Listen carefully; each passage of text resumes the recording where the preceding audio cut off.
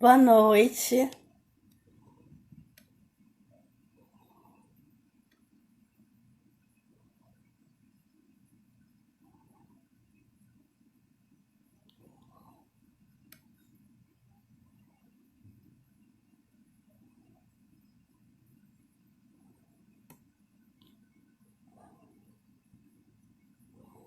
Boa noite.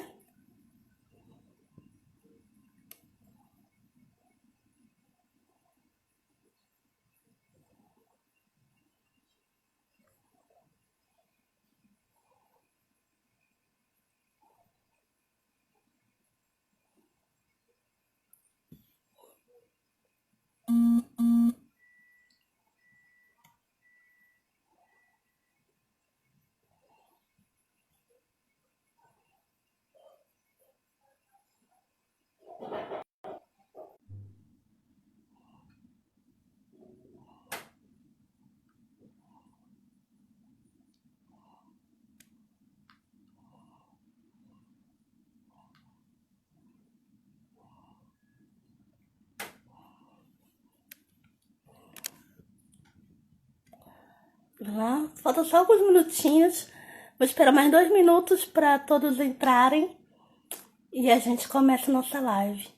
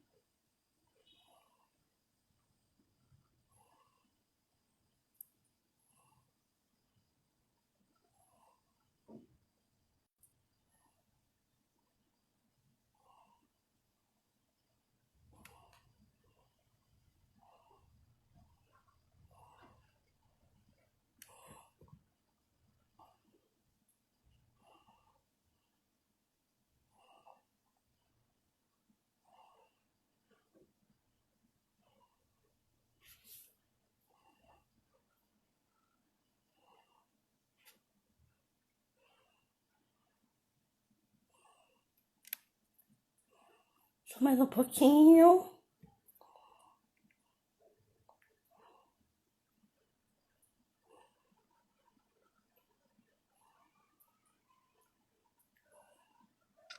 Que as pessoas ainda estão entrando. E aí, 8 horas em ponto, a gente começa. 8 horas não, 7 horas. Não sei porque eu tô com 8 horas na cabeça. É 7. Pronto. Sou britânica.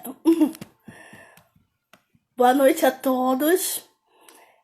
Estamos começando mais uma iniciativa do Conselho Regional de Farmácia do Estado da Bahia, né? Nós estamos começando hoje um circuito de lives onde nós traremos vários profissionais farmacêuticos, né? Vários temas de interesse para a categoria farmacêutica para tratarmos, né, do tema de várias áreas com foco no Covid-19, né? Para que nossa categoria discuta mais, esteja mais preparada e orientada para que a gente possa enfrentar, né, e vencer essa pandemia.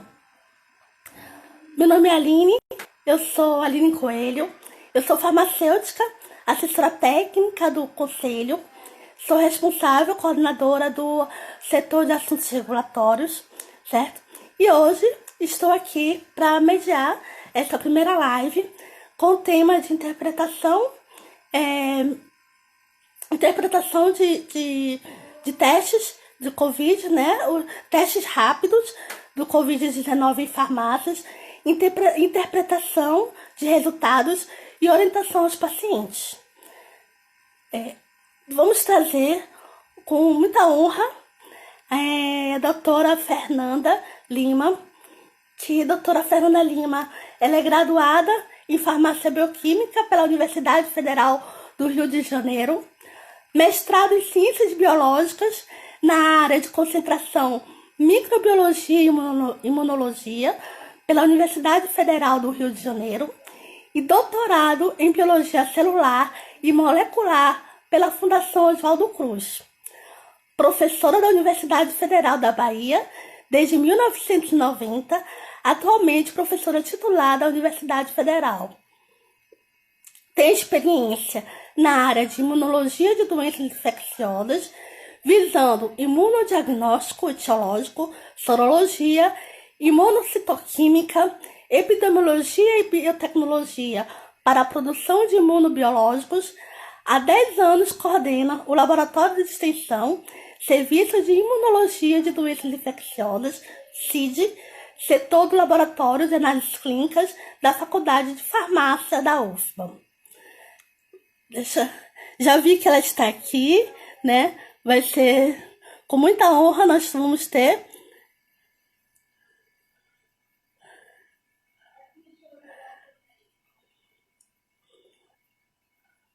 a doutora. Deixa eu convidá-la. Então vamos ver se eu acerto. Olá. Boa noite, professora. Tudo bom? Oi, Aline. Boa noite, querida. Seja bem-vinda. Muito obrigada. Eu E agradeço. o espaço é da senhora, toda a senhora. Fique à vontade. Muito obrigada, Aline. Eu quero agradecer ao Dr. Martinelli pelo convite. Naturalmente, a sua ajuda para me conduzir nessa primeira experiência dessa live pelo Instagram. Acho que vai ser uma experiência boa para todos. Para mim, uma novidade, a mídia, não é? E falar de uma coisa que é extremamente nova, que é a Covid-19. Sob quaisquer aspectos, a Covid-19 é uma novidade. Então, vamos tentar falar dessas novidades para vocês.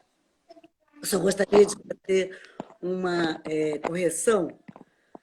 Realmente, no meu currículo, no Lattes, né, eu não alterei isso, né, até por conta, porque é muito recente a minha aposentadoria, né? Eu me aposentei recentemente, então não tirei ainda, mas é como disse uma colega minha, quem é professor para sempre. E eu continuo vinculada à faculdade através de projetos de pesquisa, pós-graduação, né? E também na consultoria, enfim. É uma vida acadêmica que eu gosto muito. Então, qual a importância dos testes rápidos, né? E como que a gente pode apresentar hoje para os nossos colegas farmacêuticos que aqui estão e também para demais interessados no assunto, como que a gente pode melhor conduzir essa experiência da testagem, né, para o Covid, com interpretação, com a sua experiência. Queria colocar a sua experiência em imunologia, né, já que é um ensaio imunológico, com a sua experiência, a interpretação, como é que se deve dar a interpretação dos resultados e como que esses pacientes devem ser orientados. Muito bem. Bom, eu gostaria de, antes de responder a sua pergunta, falar um pouquinho só, né, fazer um breve histórico sobre a Covid, né? Então, essa virose respiratória aguda, né, considerada gravíssima, ela é transmitida por um vírus, o coronavírus, um beta-coronavírus, que vem a ser o terceiro coronavírus causando infecção respiratória grave no ser humano. A primeira vez que se descreveu a doença foi dia 31 de dezembro de 2019, já associando provavelmente a um vírus, como um agente etiológico. Mas, dia 7 ou 9 de janeiro, se eu não estou errada, ele foi descrito, do ponto de vista virológico, teve a sua estrutura mapeada, seu genoma mapeado, e foi reconhecido como um beta-coronavírus. Embora ele seja o terceiro, os anteriores apresentam uma taxa de letalidade maior, embora ele no mundo cause essa pandemia, mas muito provavelmente devido à sua transmissibilidade. Bem, quando se fala em diagnóstico de vírus, a possibilidade de se fazer um teste sorológico é um espetáculo, é uma ferramenta de valor incomensurável. Por que isso? Não fosse os testes sorológicos, nós teríamos que fazer os métodos virológicos, ou seja, isolar o vírus numa célula permissiva e manter essa célula viva dentro de um laboratório de nível de biossegurança P3. E aqui no Brasil são pouquíssimos, talvez uns 2 ou 3 no máximo. Fora isso, é um método que leva pelo menos uns 15 dias a 20 dias para você ter um resultado. Depois disso, a biologia molecular é uma coisa recente, e o que surgiu depois disso, depois dos métodos virológicos, foram os métodos imunológicos, que eu, como sou imunologista, reconheço que são os melhores em alguns aspectos. Bem, mas mesmo o método imunológico mais simples, tipo um ELISA, uma imunofluorescência, exigem tanto aparelhos quanto algum treinamento e um laboratório, portanto, uma bancada, toda uma situação, não é, de profissional e prática adequada. E geralmente a gente trabalha com soro, né, soroplasma. E o método rápido, o chamado a imunocromatografia, o dipstick, né, que trabalha com sangue total, é um método que você pode aplicar em qualquer lugar. Você pode aplicar no campo, você pode aplicar, se você for fazer um teste numa zona rural, enfim.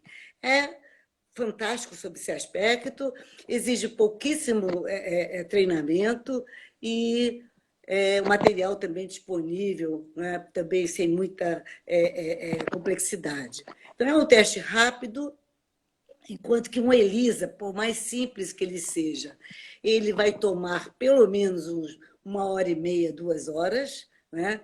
Um teste rápido é rápido, ele leva de 10 a, no máximo, 30 minutos para ficar pronto.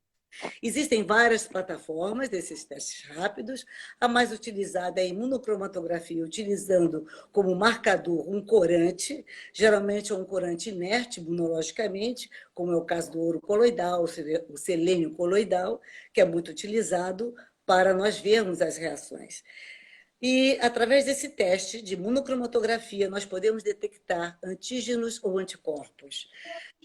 Quando nós detectamos anticorpos, eles podem ser da classe IgG ou IgM, e, é claro, também tem IgA, mas, assim, 99,9% dos testes disponíveis detectam IgG e IgM. Há kits que detectam em separado IgG e IgM. E há aqueles, atualmente, esses voltados para a COVID, detectam os dois isotipos, as duas classes de imunoglobulina ao mesmo tempo. Ou seja, é simplesmente o máximo, como eu digo para meus alunos, é apenas o máximo, né? Também, além de detectar anticorpos, esse teste, essa plataforma, pode detectar antígeno. E quando um teste imunológico detecta antígeno, ele deixa de ser um teste presuntivo e passa a ser um teste de certeza. Então, quando você detecta um material biológico, o próprio material do vírus, você está fazendo um teste de certeza. O que você observa num teste de biomol.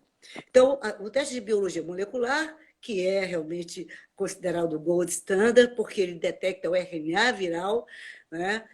Precisa, naturalmente, requer todo um aparato, um pessoal treinado, toda uma situação de complexidade muito maior do que os ensaios imunológicos. Por outro lado, dependem do quê? Da viremia, dependem da presença ou da viremia ou da presença do vírus no local onde vai ser extraída a amostra, como é o caso da orofaringe.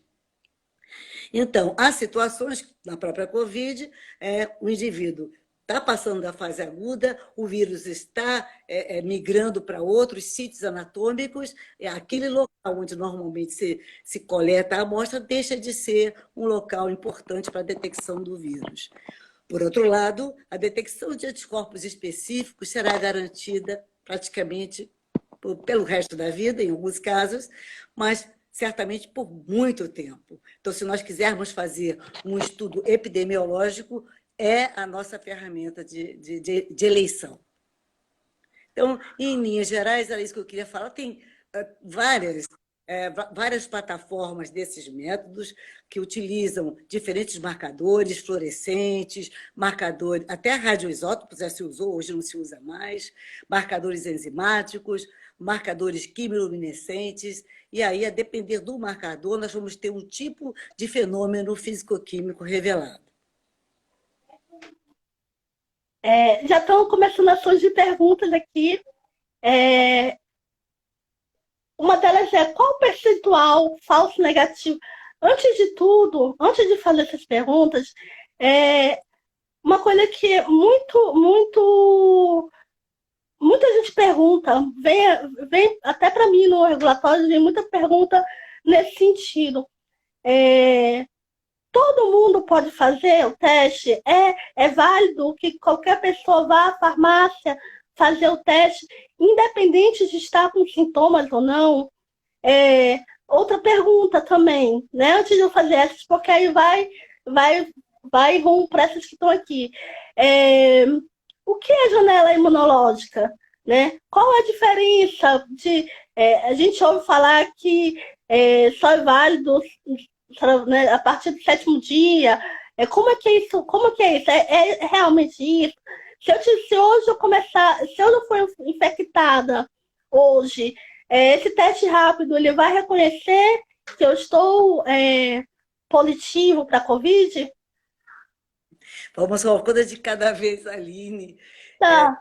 Tá bom, vamos lá. Primeiro, acho que a primeira resposta que eu tenho que dar é em relação à janela imunológica, porque ela vai, talvez, fundamentar as outras respostas. O que é janela imunológica? Eu adoro esse termo, eu uso muito isso. É justamente a ausência da detecção da resposta imune. No caso, a gente usa muito essa janela imunológica quando se refere à resposta imune humoral, ou seja, aos anticorpos, né? E essa janela imunológica vai depender do tempo que o indivíduo leva para fazer, digamos assim, o reconhecimento do vírus e ativar a resposta imunoadaptativa. Você sabe que primeiro nós temos a resposta imune inata, que é caracterizada por aquelas células fagocíticas, macrófagos, né, e outros leucócitos, e outros componentes humorais da resposta imune inata. A resposta imune inata é super importante, ela responde por 90% de tudo que nós fazemos para proteger o nosso organismo, mas depois nós precisamos ter a resposta imune adaptativa, né? Ou seja, a resposta imune adquirida, que vai lutar especificamente contra aqueles agentes infecciosos. No caso da resposta imune contra tem se descrito, e aí, como eu te falei no início, né, é uma doença ainda nova, há muita coisa a se fazer para se caracterizar o tempo, a cinética da resposta imune, não só humoral, mas também celular, não perdendo de vista que há vários pontos, né, há vários momentos, aliás, onde todas essas respostas combinam, porque esse a meta, né, da resposta imune é essa, é juntar todos os sistemas para proteger o indivíduo. Então, nós chamamos isso de cooperação da resposta imune celular, humoral e da resposta imune inata. Então, nós temos vários componentes que vão participar. Então, mas isso leva um tempo. A resposta imune adaptativa leva um tempo. Na Covid, em geral, de 1 semana a 15 dias, há alguns autores que dizem que depende, a partir do momento que o indivíduo apresenta sintoma, né? Eu, como imunologista, e trabalho com imunologia humoral há muitos anos, né? Tenho que dizer para você que depende dos indivíduos, depende da carga viral que o indivíduo entrou em contato, né? De como essa carga viral se fez, né? Então, isso pode variar de 4 dias, de 5 dias. Em 5 dias você pode ter anticorpo específico. Naturalmente, o pico de indivíduos, ou seja, a grande maioria dos indivíduos que vão apresentar anticorpos específicos detectáveis, vão ser por volta, vai acontecer por volta de 1 semana após a infecção. Olha, desculpe, após os sintomas. Isso é a média. Mas há muitos indivíduos que já apresentam antes. Em Covid, há uma coisa interessante, isso eu tenho visto em vários artigos científicos, né? Vários artigos. Não só artigos de revisão, artigos mesmo de trabalhos experimentais, não só clínicos, mas também em animais e tal. O indivíduo apresenta, muitas vezes, ele vai ficar 20 dias infectado, 20 dias com infecção já ativa, sem sintoma. Entende? Então, se nesses 20 dias sem sintoma, ele pode correr o risco de perder a carga viral nos locais costumeiros de se obter a amostra positiva, mas ele vai ter anticorpo. E aí é que eu defendo a sorologia, a detecção de anticorpos específicos. Então, janela imunológica é aquele período que o organismo prepara uma resposta imune para ser detectada. Percebeu?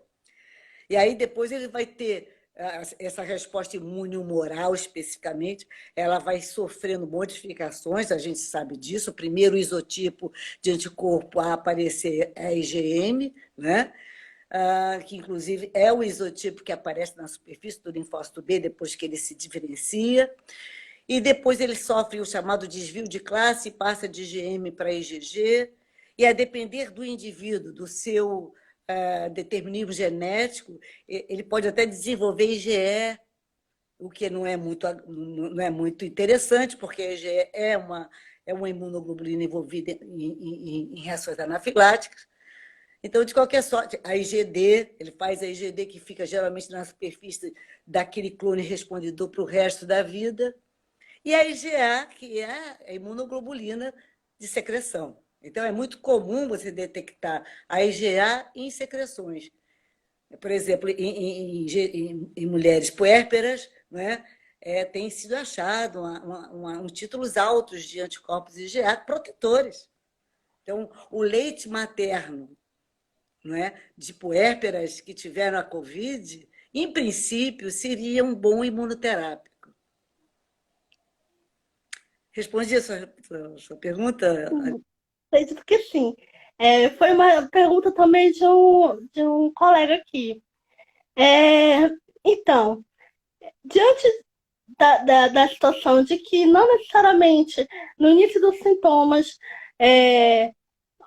o teste, né, vai dar positivo, porque precisa da identificação dessas imunoglobulinas.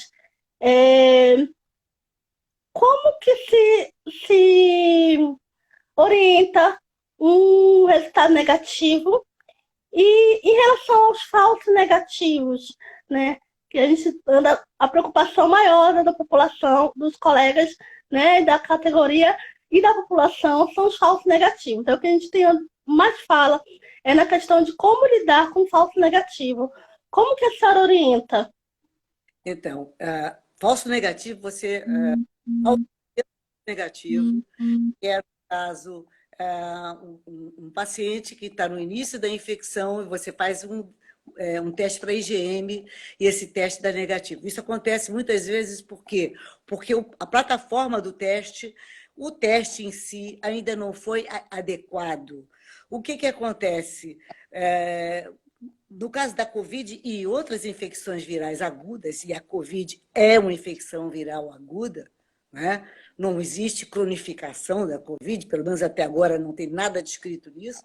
Todas as viroses respiratórias, sem exceção, têm característica de infecção aguda, portanto, passando aquele período de doença, depois o indivíduo evolui para a cura e, quem sabe, imunidade. Isso é um outro capítulo a ser discutido. Bem, então, no caso da IgM, às vezes ela aparece, às vezes não, ela sempre, em geral, ela aparece primeiro e é detectada, mas é detectada se o teste estiver adaptado para tirar, digamos assim, a interferência da IgG, que é em muito maior concentração do que a IgM, portanto, compete pelos sítios de ligação do antígeno, dando um aspecto de resultado negativo. Esse é um falso negativo. E, normalmente, em outros testes, em outras plataformas bem estabelecidas, há artifícios que se fazem, por exemplo, faz um tratamento do soro com anti-IgG, com proteína A, entende? No sentido de evitar que a IgG interfira e dê um falso negativo para a IgM.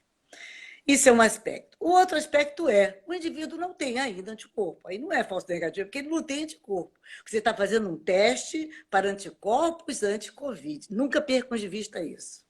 Né?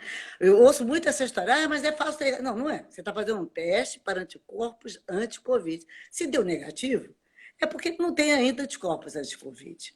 Ou ele está com imunodeficiência humoral, também pode acontecer. Né? Certo. Em momento nenhum você precisa dizer, olha, ele não tem Covid. Não, ele não tem anticorpos anti-Covid. Ponto. Muitas vezes, eu tenho lido muito, na imensa maioria das vezes, é, a IgG dá positivo e a IgM não dá positivo. Provavelmente por conta dessa competição pelo sítio de ligação do antígeno. E agora vamos responder uma pergunta, né? Poder, Vamos poder. chegar à pergunta que eu vi aqui de um colega questionou. Qual o percentual, qual a confiabilidade desses testes que estão no mercado? Qual o percentual de eficácia desses testes? É, É aquilo. Eu hoje fiz uma revisão, já vinha fazendo, desde que começou a Covid, que eu estou próxima ali fazendo as revisões, estou envolvida em 2 projetos de pesquisa, com um grupo da faculdade e um grupo do ISC, do Instituto de Saúde Coletiva. Já estamos aí mandando o primeiro artigo para publicar. Então, estamos atrás, né? Estamos correndo na literatura, tudo é muito novo, né? Recentemente eu assisti uma palestra e o palestrante disse, olha, eu vou falar sobre outros vírus, esse aqui eu vou fazer revisão da literatura, porque é novo, é tudo muito novo. Então, quem é que tem, assim, se você olhar na literatura, Aline, 90% de todos os artigos publicados em Covid são chineses, porque começou na China. Começou na China e eles começaram a aprender. E é um espetáculo isso. E nós estamos aprendendo com eles. Bem, o que eu tenho visto, por exemplo, ELISA de captura. Quando você faz uma ELISA de captura para a IgM, você aumenta a possibilidade de você ter maior sensibilidade para a IgM. Né?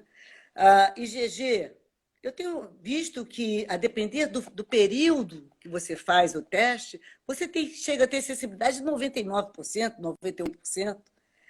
E a depender do epítopo que você usa, o antígeno que você usa, se for um antígeno imunodominante cepa específico, você vai ter uma especificidade fantástica. Então, hoje no Brasil, nós precisamos validar vários kits, vários testes. Mas validar os testes não significa que eles não tenham valor, não. Eles têm valor. Significa que da nossa população, com a nossa incidência, com a incidência da doença na nossa população, nós precisamos avaliar valor preditivo. E o valor preditivo é que vai te dizer, esse teste tem alta especificidade ou baixa especificidade, alta acessibilidade ou baixa acessibilidade. Por outro lado, se o paciente tem, e aí é importante você, enquanto farmacêutico, enquanto profissional da saúde, fazer uma pequena anamnese com o paciente, principalmente aqueles sintomas mais comuns, não é? Tosse, dor de cabeça, febre. A febre é fundamental, né? Febre, tosse, e às vezes né? O paciente está espirrando. E se ele tem epidemiologia, a epidemiologia é fundamental. A epidemiologia é fundamental. Eu me lembro que eu fui ao Rio em março, no início de março, e na Bahia nós só tínhamos 2 casos de Covid. Esses 2 casos eram de Feira de Santana, de um casal que tinha chegado da Itália. Quando eu cheguei lá, eu tenho uma alergia respiratória, comecei a espirrar. E aí o pessoal preocupado, eu digo, olha, calma, eu não tenho epidemiologia. Então, a epidemiologia é fundamental para te orientar na escolha de um teste, na escolha enfim, de uma atitude. O que, que você vai fazer, como você vai conduzir aquele paciente. Então, é fundamental que você faça essa avaliação, tanto epidemiológica, naturalmente, quanto da anamnese, os sintomas, há quanto tempo ele tem esses sintomas, né? Então, pode sim, e acontece com certeza, indivíduos com sintoma, com epidemiologia, darem sorologia positiva. A gente está vendo isso, não precisa nem fazer a pesquisa científica, não, você está vendo isso nos jornais. Hoje mesmo, teve uma fazenda aqui no interior da Bahia, que várias pessoas fizeram teste rápido, pessoas já estavam com sintoma de Covid, e várias pessoas fizeram teste rápido e tiveram resultado positivo. E pense, numa fazenda, o que você faria numa fazenda se não fosse um teste rápido de imunocromatografia? Agora, embora eu goste mais de anticorpo, mas os apologistas do Biomol vão chegar lá, vão conseguir também fazer um teste rápido utilizando uma plataforma de Biomol, como se fosse uma técnica de DNA branch, de DNA ramificado. Isso já está previsto, já está sendo feito. Existem testes rápidos, como se fosse imunocromatografia, utilizando európio. Só que, é claro, você precisa ter um cintilador para ler. É uma maquininha pequenininha, parece um radinho de pilha, e você coloca lá o dipstick e ele faz a leitura. É um teste rápido, mas você precisa ter um cintilador.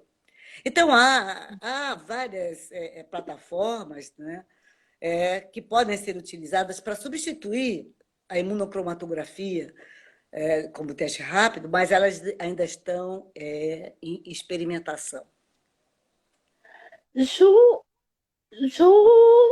Jula Teixeira, não sei se eu estou lendo bem. Ela fez uma pergunta. Uma vez o teste positivo, devemos fazer isolamento por 15 dias da mesma forma que o teste por PCR? Ou já poderia estar fora do período de transmissão viral? A pergunta é excelente, eu adoro essa pergunta. Eu adoro essa pergunta.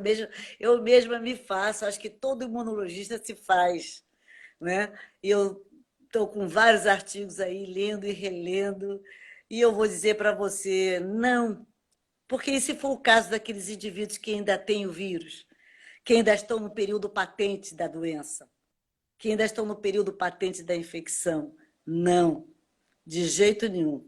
Então, eu sou apologista, eu sou favorável que esse indivíduo, se ele deve ser, sem dúvida nenhuma, monitorado. Mas não se monitora através de anticorpos, se monitora através ou do antígeno viral, isso se faz em imunologia, ou da biologia molecular para se ver a carga viral. E aí você vai monitorar. Bem, se você não tem como monitorar, se há realmente muita dificuldade, a gente sabe que há, tanto financeira, quanto às vezes de deslocamento, as pessoas procurarem um lugar para fazer o teste de biomol, ele vai fazer o seu isolamento, mas eu não sugiro, eu não indico só 14 dias, não, eu indico mais. Tá? Eu acho que o indivíduo que faz um teste positivo para Covid, principalmente se ele tiver sintoma, e se ele for contactante, ele tem que ficar isoladinho aí um mesinho, tranquilo, sabe? Sem aparecer sem sair para como aquele cara fazia, como é que é? Vou sair para a galera. Não, ele não pode sair para a galera, ele tem que ficar quietinho durante pelo menos um mês para dar tempo. E penso sinceramente que ele deveria ser monitorado. Essa é a orientação da OMS e do próprio Ministério da Saúde aqui no Brasil. Eu acho que até a Sara já respondeu, mas tem outra pergunta. Dando teste positivo, né, lá na farmácia, o paciente ele deve fazer em seguida o PCR para confirmar? Sim. Ou ele deve esperar? Não, ele pode fazer logo. Se ele tiver condição, ele faz. O quanto antes ele fizer, melhor. Eu estou vendo que tem uma pergunta aqui, mas os profissionais têm que voltar 15 dias depois. Pronto, mas eu faria, de qualquer maneira, Tá subindo aqui para mim. eu faria o Ah, biomol. agora Embora o biomol, todo mundo pense, bom, o biomol é o gold standard. É, até agora é. Ainda não houve nenhum que suplantasse o biomol.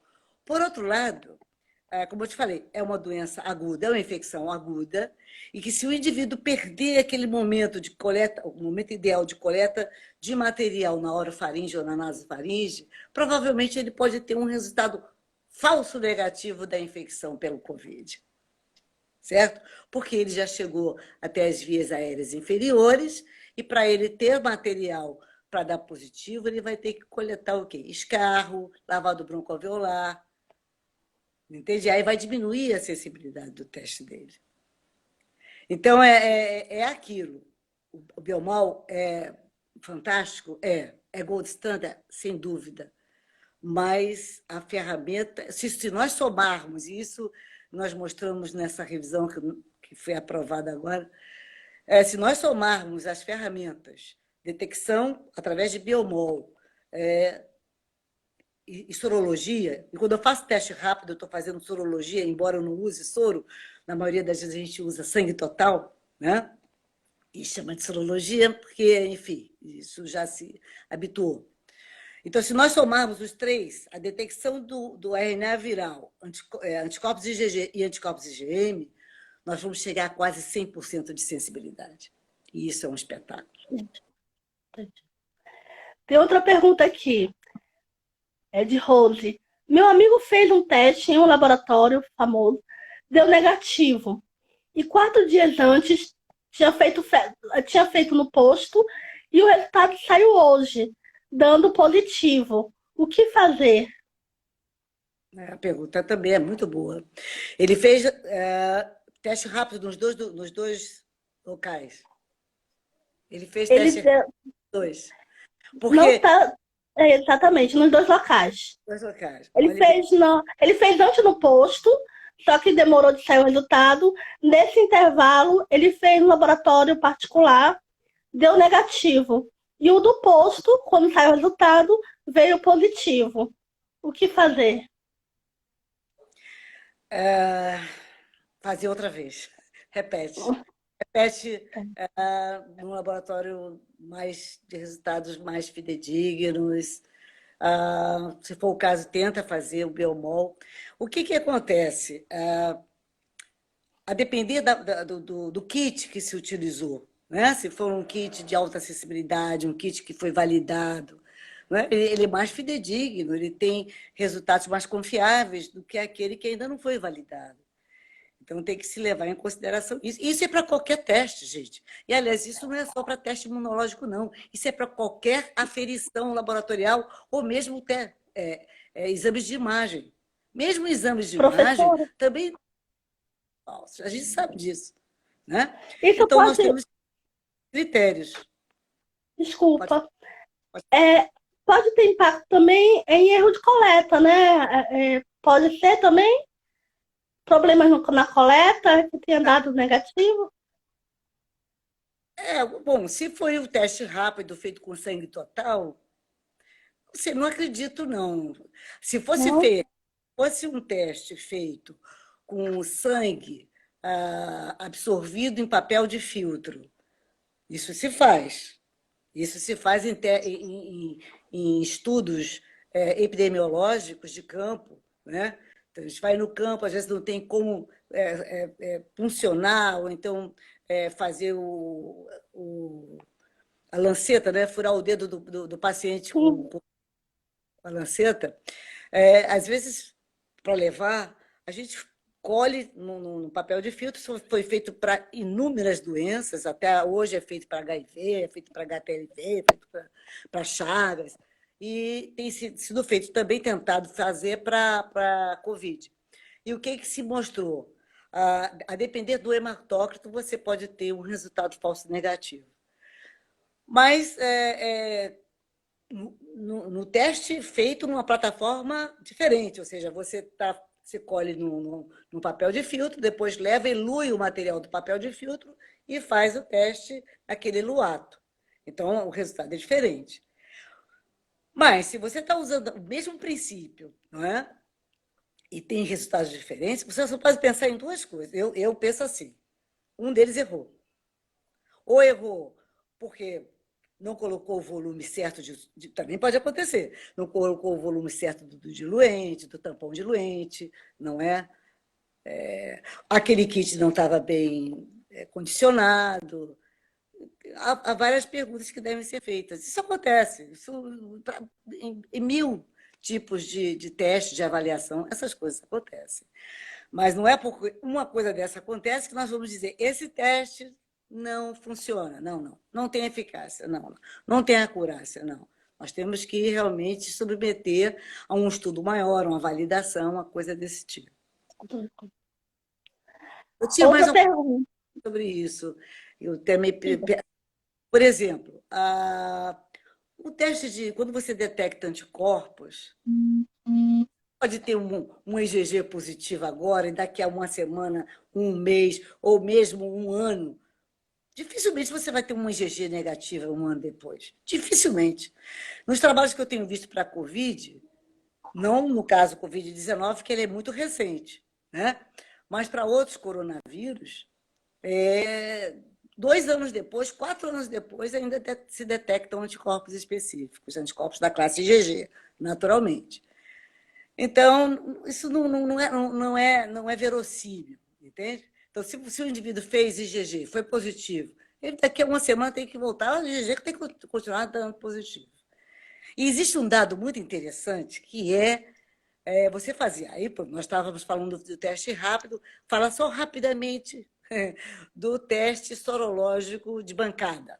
Então, vamos fazer um imunoensaio de bancada. Exemplo, um ELISA, uma eletroquimiluminescência, uma quimiluminescência. Todos três são excelentes. Naturalmente, a eletroquimiluminescência é muito melhor, porque tem uma sensibilidade de fetomol. Então, vamos fazer título de anticorpos. Hoje eu faço um título de IgG e eu tenho, por exemplo, 100 unidades internacionais por ml. Daqui a um mês eu faço o título da mesma IgG frente ao mesmo substrato antigênico e obtenho um resultado de 400 unidades internacionais por ml. O que você acha que aconteceu?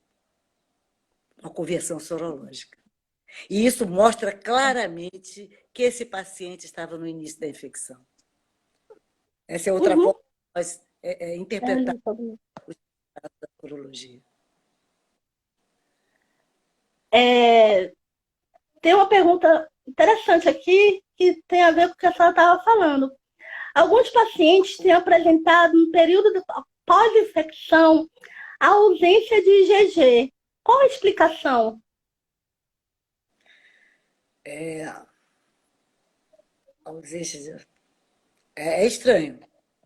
Nossa, É inexplicável. Entendeu? É estranho. É como se ele tivesse, de repente, é estranho. os clones respondedores, né, de linfócito B. É estranho. É muito estranho. Ou ele está imunodeficiente, ele pode fazer uma imunodeficiência. E isso acontece em outras doenças, como HIV, por exemplo. O paciente HIV, quando ele já está com AIDS, quando ele já está imunodeficiente, já com imunodeficiência grave, ele deixa de fazer. Ah, é? Mas aí já num momento de um caso gravíssimo de imunodeficiência. Não é de se esperar que aconteça isso, mesmo na Covid. Ela faz uma alteração imunológica muito importante, severíssima, né? Mas é isso, eu tenho que ler um pouco mais. Não vi nada assim que me convencesse de uma imunodeficiência humoral, entende? Tem uma pergunta aqui de Nicole, ela pergunta há estudos que falam sobre possibilidade de reinfecção por Covid. Se sim, o que a senhora pode dizer sobre isso? Por Covid, tem muito pouca coisa. Muito pouco, pouquíssimos estudos. Até porque é muito recente. É muito recente, né? Não vamos perder de vista que esse vírus foi isolado, descrito, como é que se diz? Genotipado em janeiro, certo? Então, a doença é recente, os estudos epidemiológicos ainda são incipientes, né? Qualquer coisa aí que você queira publicar em termos de levantamento sobre epidemiológico para a Covid, você vai publicar, porque tem pouquíssima coisa. No Brasil tem muito pouco, muito pouco. Eu, particularmente, acho que dá, sim, dá alguma proteção, até porque o plasma de indivíduos curados é usado como imunoterápico para tratar indivíduos graves com Covid.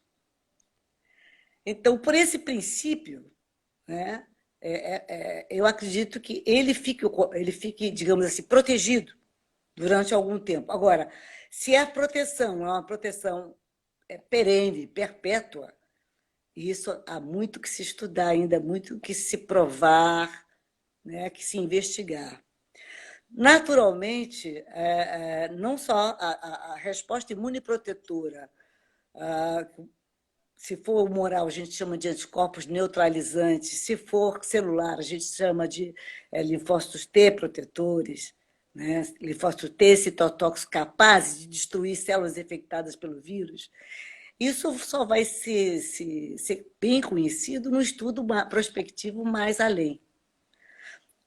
Ainda falta, né? Mas eu, assim, eu sou otimista também, mas eu acho que na minha visão, né, é, vai proteger os indivíduos, vão ficar protegidos, não só através da resposta imunomoral, não. Nós vamos ter aí uma boa parceria, como acontece em outras infecções, em outras doenças, da resposta imune humoral, celular, da resposta imune inata, né?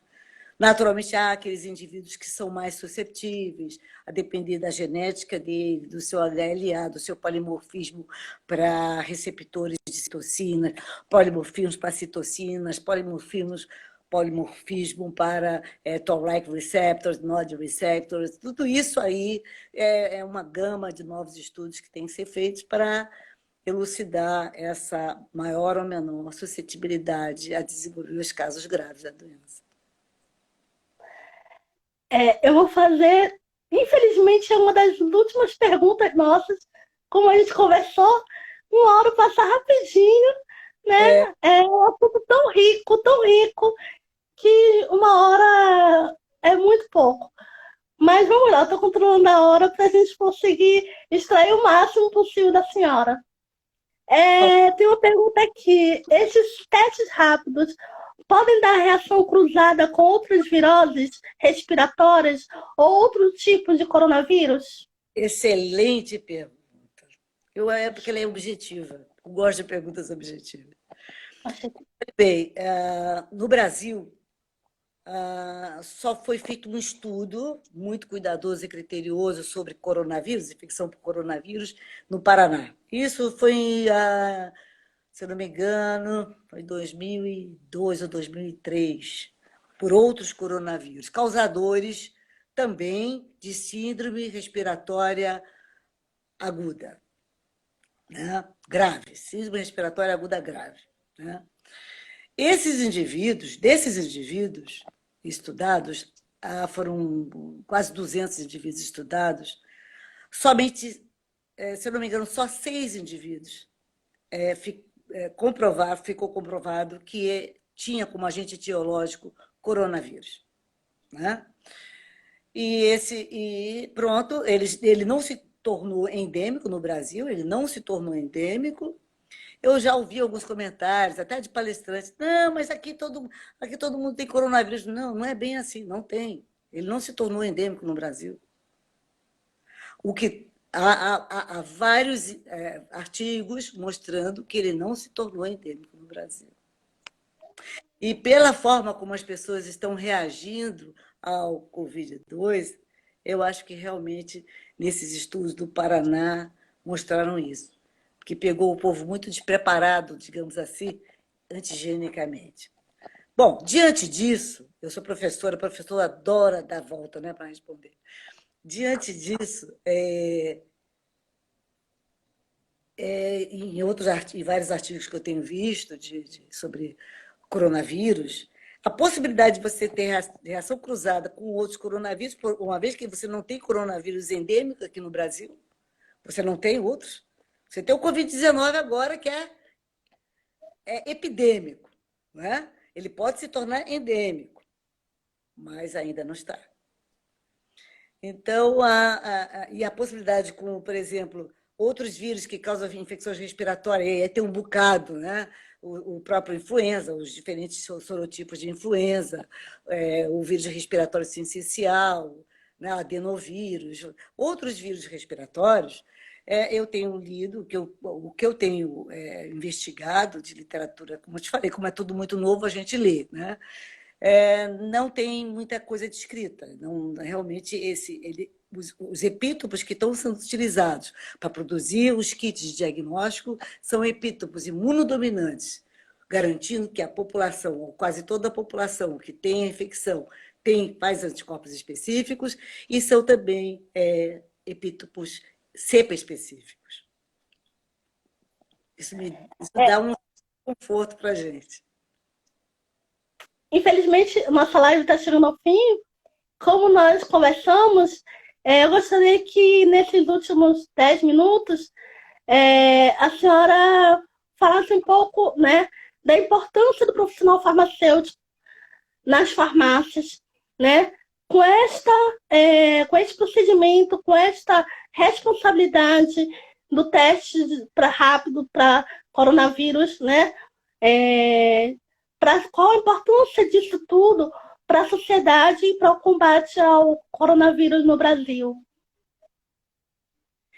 Bem, eu sou defensora até debaixo d'água dos farmacêuticos. Eu digo sempre que sem farmacêutico não tem remédio. E não tem remédio nem do ponto de vista semântico, nem do ponto de vista literal. Ou seja, não tem solução e não tem medicamento, né? Então tem que ter farmacêutico. É uma profissão antiga e, assim sendo, sofre modificações ao longo da sua existência.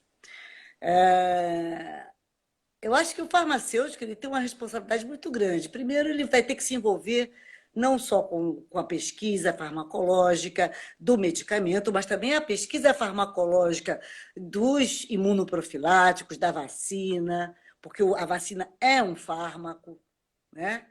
O insumo imunodiagnóstico é um fármaco e o farmacêutico tem que se envolver com a geração de novos conhecimentos a respeito desses elementos.